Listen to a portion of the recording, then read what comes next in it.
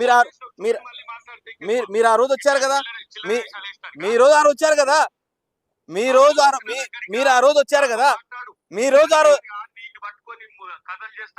ఎవరు కథలు చేయట్లేదన్నా. మీరు 2 రోజులు స్పష్టమైన బీఆర్ఎస్ మేము మీలాగా పార్టీలు మారలేదు, మేము మీలాగా ఈ చేయలేదు, మేము కాంగ్రెస్ పార్టీ వ్యక్తులమే, మేము కాంగ్రెస్ మీకంటే కట్టర్ కాంగ్రెస్ పార్టీలో వ్యక్తులే.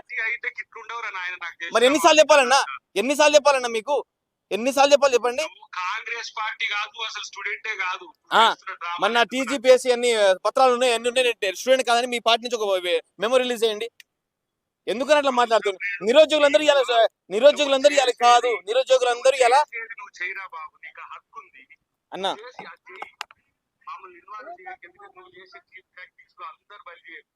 చీప్ ట్యాక్స్ ఏం లేదన్నా. మీరు అన్నా ఎవరి కోసం చేయను, గతంలో కాంగ్రెస్ పార్టీ కోసం చేశాను, ఇప్పుడు కూడా ఆ పార్టీ కోసం చేస్తున్నాం. కానీ చీప్ ట్రిక్స్ ఆ మాటలు నిరుద్యోగులకు మీరు మాట్లాడకండి, నిరుద్యోగుల తరపున మాట్లాడకండి అన్నా. సరే చూద్దాం అంటే బెదిరించే ప్రయత్నాలు చేస్తున్నాను.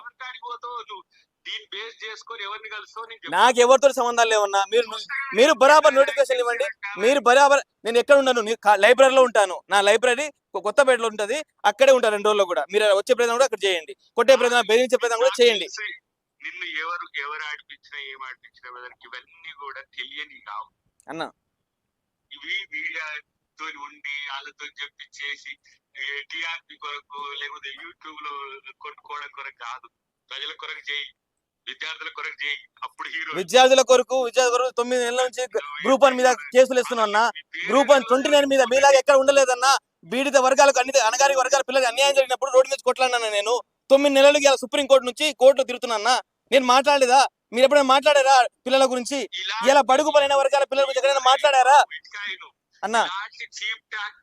చీప్ టాక్టిక్స్ గా మీరు ఇలా నిరుద్యోగులందరినీ ఇలా చేసే ప్రయత్నం